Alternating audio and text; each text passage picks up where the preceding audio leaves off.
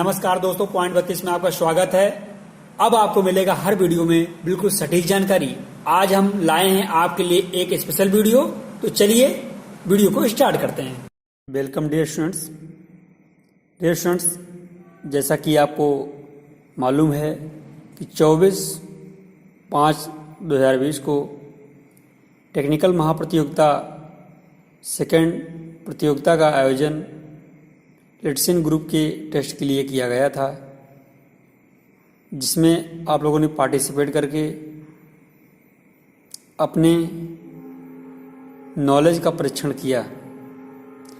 Dear students, जैसे कि हमने बताया था आपको कि इस टेस्ट का सॉल्यूशन हम रात 10 बजे तक लाएंगे, लेकिन कुछ टेक्निकल प्रॉब्लम की वजह से हम आपको टेस्ट का सॉल्यूशन थोड़ा लेट पहुंचा पा रहे हैं, तो इसके लिए हमें खेद है। डियर स्टूडेंट्स, चलिए इसका टेस्ट का सॉल्यूशन स्टार्ट करते हैं।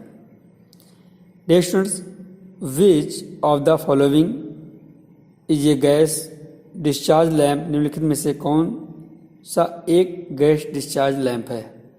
तो डियर स्टूडेंट्स, इस क्वेश्चन का सटीक आंसर हो जाएगा वो सोडियम वेपर लैंप जो है वो करेक्ट आंसर हो जाएगा, जो कि आपको 4 ऑप्शन मिले थे: sodium vapour lamp, carbon filament, arc lamp, all of these. Dear students, आपको यहाँ पर sodium vapour lamp correct answer हो जाएगा। उसके बाद नेक्स्ट बात करेंगे, what is the case for the defect if phase to ground fault on the transmission line? Transmission line पर एक फेज भूदोष होने का क्या कारण है? तो डियर स्टूडेंट्स, इसमें आपको 4 ऑप्शन मिल जाएंगे: fuse failure, skin effect, insulation failure, तो आपको और आता है कंपोनेंट्स फेलर। तो आपका जो इंसुलेशन फेलर है ये बिल्कुल करेक्ट आंसर हो जाएगा। तो डियर स्टूडेंट्स, नेक्स्ट क्वेश्चन की तरफ बढ़ते हैं।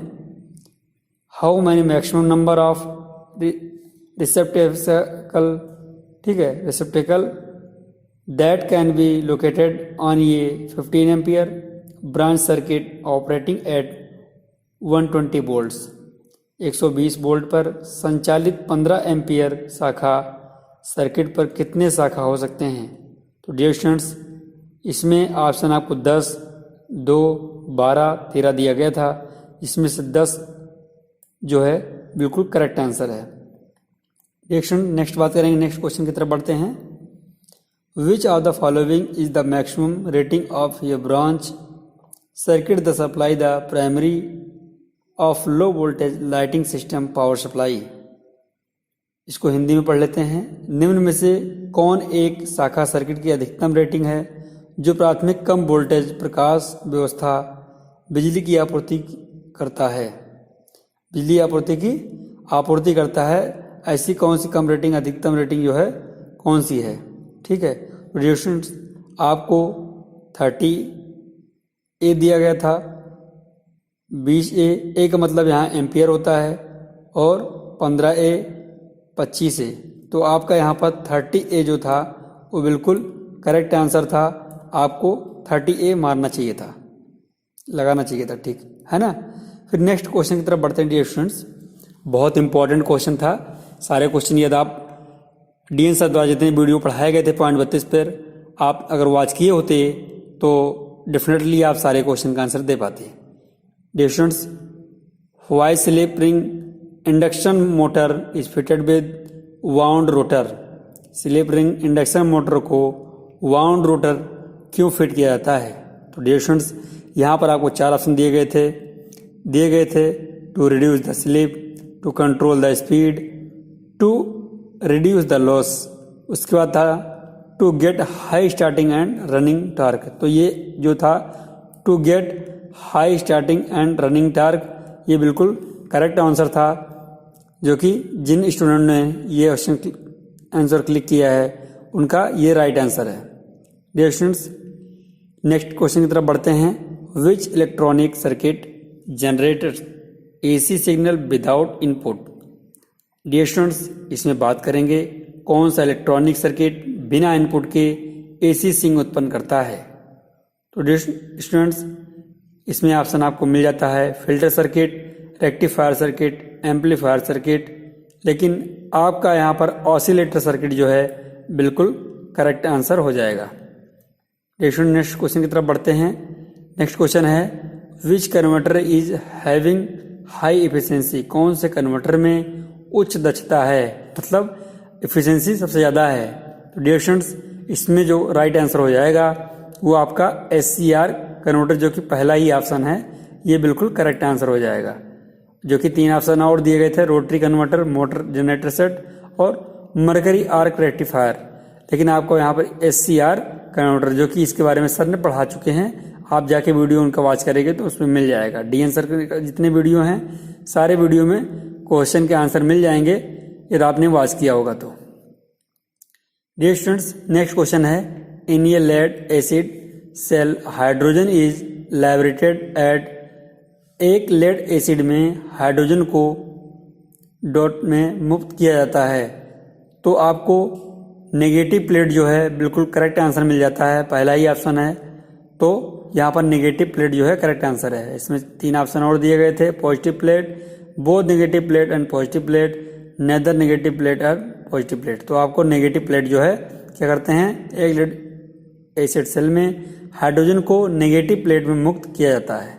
ठीक है स्टूडेंट्स, फिर नेक्स्ट क्वेश्चन की तरफ बढ़ते हैं। How can earthing resistance be reduced, earthing प्रतिरोध को कैसे कम किया जा सकता है। तो आपको मालूम होनी चाहिए पोरिंग जो वाटर है वो हम इसके माध्यम से अर्थिंग के प्रतिरोध को कम कर सकते हैं। तो यहाँ पर पोरिंग वाटर जो है बिल्कुल करेक्ट आंसर हो जाएगा, जो कि और अदर 3 ऑप्शन दिए गए हैं जो कि वो करेक्ट नहीं है। नेक्स्ट क्वेश्चन की तरफ बढ़ते हैं। What is effect of AC induction motor if rotor bar is in open circuit, अगर खुले सर्किट में रोटर बार हो तो AC इंडक्शन मोटर का क्या प्रभाव होता है। तो dear students, vibration of shaft पहला ऑप्शन मिलता है, second option motor will not start, third option runs slow speed, fourth option overheating of motor. तो यहाँ पर आपको मोटर विल नॉट स्टार्ट, ये बिल्कुल करेक्ट आंसर हो जाता है।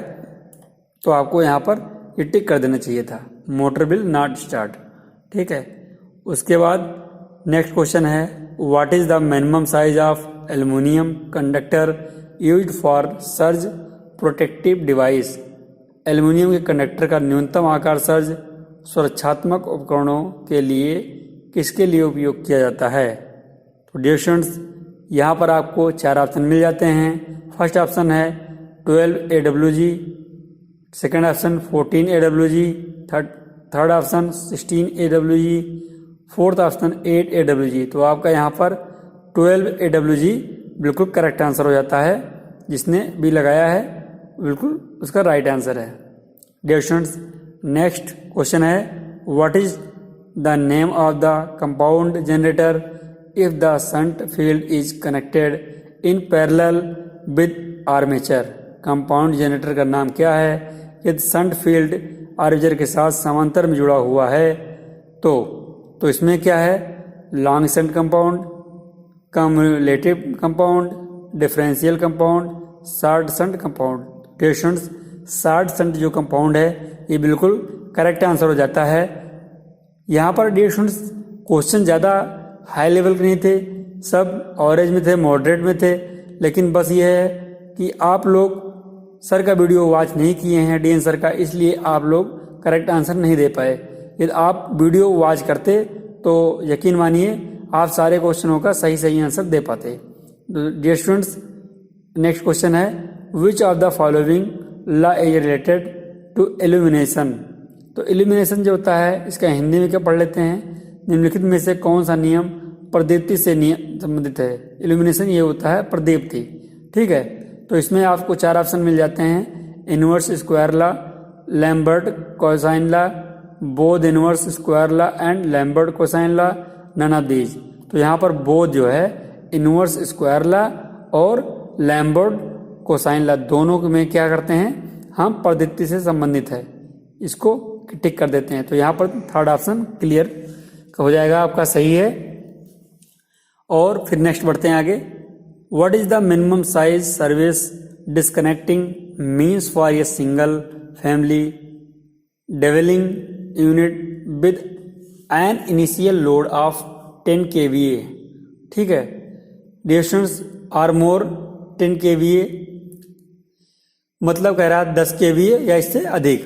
तो 10 kVA या इससे अधिक के प्रारंभिक भार के साथ एकल परिवार के आवास इकाई के लिए न्यूनतम आकार सेवा डिस्कनेक्ट करने का क्या मतलब है? तो रिएक्शंस यहाँ पर आपका 100 ampere for a 3 wire service, जो कि ये बिल्कुल राइट आंसर हो जाता है। आपको पहला ही आंसर करेक्ट मिल जाता है, लेकिन आपको सारे जो भी ऑप्शन दिए रहेंगे चारों ऑप्शन पर एक बार नज़र घुमानी है कि करेक्ट आंसर कौन सा है। तो आपको ए नंबर जो है बिल्कुल करेक्ट आंसर मिल जाता है, बाकी तीनों ऑप्शन रॉन्ग है। तो डिरेक्शन नेक्स्ट क्वेश्चन की तरफ बढ़ते हैं। A 25 amperes branch circuit connected with a cord and plug connected appliance. What is the maximum ampere rating permitted for the appliances?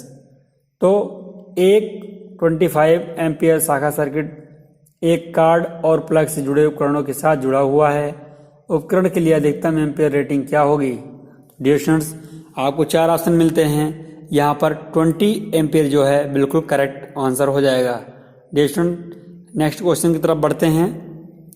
Which fault in power system is no longer person if power is disconnected for a short time? बिजली की प्रणाली में कौन सा दोष मौजूद नहीं है अगर बिजली को कम समय के लिए डिस्कनेक्ट किया जाता है? तो डिरेक्शंस आपको चार ऑप्शन मिलते हैं, उसमें से सिमेट्रिक फॉल्ट जो है बिल्कुल करेक्ट आंसर हो जाएगा। यही इस क्वेश्चन के लिए सटीक आंसर है, करेक्ट आंसर है। तो डिरेक्शंस क्वेश्चन इतना टफ नहीं था, जैसा कि डीएन सर ने तैयार किया है क्वेश्चन को, तो काफ़ी बच्चों ने बताया कि क्वेश्चन अच्छा था, लेकिन बस ये है कि उन्होंने वीडियो को वॉच नहीं किया था, जिस वजह से उनका रिजल्ट सही नहीं रहा। तो आप लोग वीडियो को पूरा वॉच करें, उसके बाद टेस्ट परीक्षा में बैठें तो निश्चित ही आप क्वेश्चन को सही से कर पाएंगे और अपनी तैयारी जारी कर पाएंगे। स्टूडेंट्स अपनी तैयारी जारी रखें, घर पर रहें, लॉकडाउन चल रहा है, इसका पूरा पालन करें।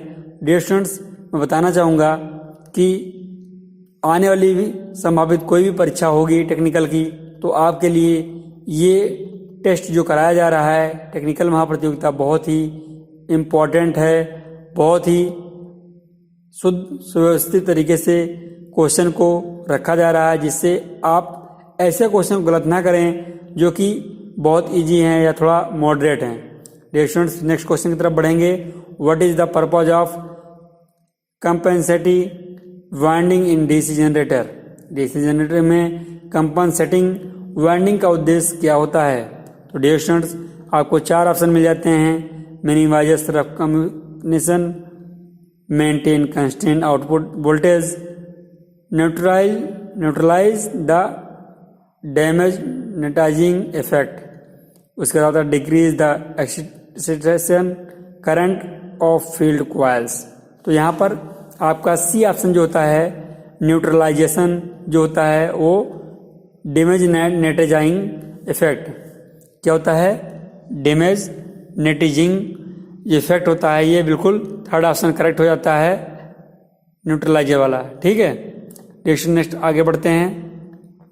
नेक्स्ट क्वेश्चन है which loss of three phase induction motor is determined by locked rotor test? Dear students, block rotor परीक्षण द्वारा 3 फेज प्रेरणा मोटर का कौन सा हानि निर्धारित किया जाता है? तो डियर स्टूडेंट्स, इसमें जब आप देखेंगे तो कॉपर लॉस जो है ये हानि निर्धारित किया जाता है। क्या है? कॉपर लॉस, ताम्र हानि। डियर स्टूडेंट्स, नेक्स्ट बढ़ेंगे आगे। The output of a rectifier circuit without A filter is? Filter के बिना एक रेक्टिफायर सर्किट का आउटपुट होता है। तो dear students 50 hertz AC, smooth AC, smooth DC, pulsating DC. तो पल्सेटिंग डीसी जो होता है वो बिल्कुल जो होता है फिल्टर के बिना एक रेक्टिफायर सर्किट का आउटपुट होता है, वो पल्सेटिंग डीसी बोलते हैं। जो कि अगर आपने इलेक्ट्रिकल इंजीनियरिंग में उमर सर ने भी इसके बारे में बता चुके हैं और इसके बारे में पढ़ा चुके हैं, और डीएन सर भी बता चुके हैं। तो यहाँ पर आपका डी ऑप्शन बिल्कुल करेक्ट हो जाता है, पल्सेटिंग डीसी। नेक्स्ट क्वेश्चन की तरफ बढ़ते हैं। What happens to a 3 phase induction motor if one phase fails during starting? 3 phase प्रेरण मोटर का क्या होता है अगर एक फेज शुरू होने के दौरान कट हो जाता है? तो डियर स्टूडेंट्स, यहाँ पर आप चारों ऑप्शन बहुत ध्यानपूर्वक केयरफुली देखना है। तो motor runs and stop immediately नहीं होगा, motor runs in slow speed continuously नहीं होगा, motor runs and draws more current. बिल्कुल ये आपका 3rd नंबर करेक्ट आंसर हो जाता है। यदि आपने इलेक्ट्रिशियन थ्योरी को सही से पढ़ा है और सर के वीडियो को वॉच किया है तो आपको सारे करेक्ट आंसर लगाने में कोई हिचकिचाहट नहीं होनी चाहिए, कोई दिक्कत नहीं होनी चाहिए। डियर स्टूडेंट, नेक्स्ट क्वेश्चन की बात करेंगे। Which type of DC generator is used for arc welding? Arc welding के लिए किस प्रकार के डीसी जनरेटर का उपयोग किया जाता है? तो डियर स्टूडेंट्स, जैसा कि आपको पता है डिफरेंशियल कंपाउंड जनरेटर का हम लोग आर्क वेल्डिंग में डीसी जनरेटर में प्रयोग करते हैं। तो यहाँ पर आपका ए ऑप्शन बिल्कुल करेक्ट हो जाता है। चलते हैं नेक्स्ट क्वेश्चन की तरफ। बाकी ऑप्शन आप देख लीजिए, कोई करेक्ट आंसर नहीं है, पहला ही करेक्ट आंसर मिल जाता है, लेकिन आपको सभी चारों ऑप्शन देख के चलना है। डियर स्टूडेंट, नेक्स्ट क्वेश्चन है इलेक्ट्रिसिटी फ्लो थ्रू ए, किसके द्वारा इलेक्ट्रिसिटी जो होता है, बिजली होता ही है, किसके माध्यम से बहती है? तो डियर स्टूडेंट्स, आपको बिल्कुल करेक्ट आंसर कंडक्टर मिल जाता है, जो कि बहुत इजी क्वेश्चन रखा गया था। यदि आप इस इलेक्ट्रिशियन से हैं तो इस क्वेश्चन को जरूर आपने सही किया होगा। डियर स्टूडेंट्स, नेक्स्ट क्वेश्चन की तरफ बढ़ते हैं। Which is to be considered to reduce corona effect? Corona प्रभाव को कम करने के लिए किया जाना चाहिए। डियर स्टूडेंट्स, यदि आप इलेक्ट्रिशियन से हैं तो कोरोना प्रभाव जरूर जानते होंगे, और यदि अदर ब्रांच से हैं तो आपको कोरोना के बारे में नहीं मालूम होगा। कोरोना एक इफेक्ट है जो कि इलेक्ट्रिसिटी में होता है। Dear students, maintain line voltage constant, correct answer हो जाएगा। मतलब क्या होता है, लाइन वोल्टेज जो होता है उसको नियतांक रखा जाता है, यही बिल्कुल करेक्ट आंसर है। डियर स्टूडेंट्स, नेक्स्ट क्वेश्चन की तरफ बढ़ेंगे।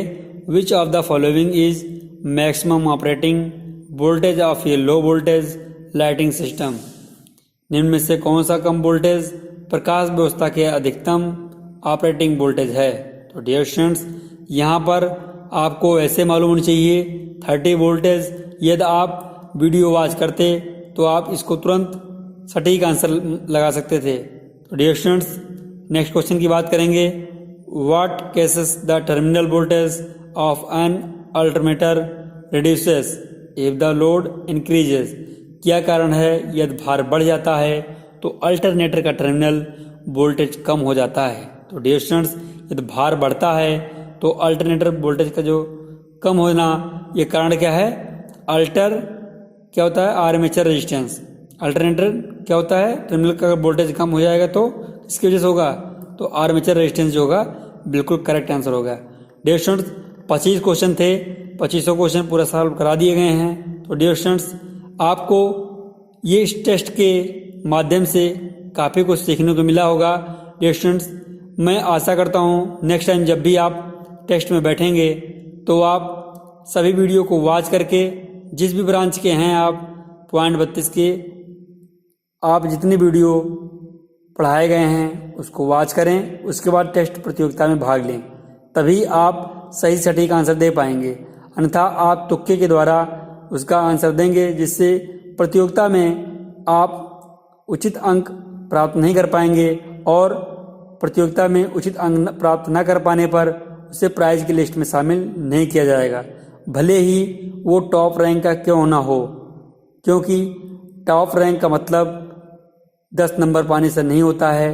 टॉप रैंक का मतलब कम से कम 15 नंबर तो क्रॉस करना ही चाहिए 25 में। तो डियर स्टूडेंट्स, इसीलिए मैं बोलता हूँ कि आप लोग वीडियो को वॉच करते रहें और बराबर रिवाइज करते रहें। तो डियर स्टूडेंट्स, आज के लिए इतना ही। Thanks for watching. Bye bye, take care.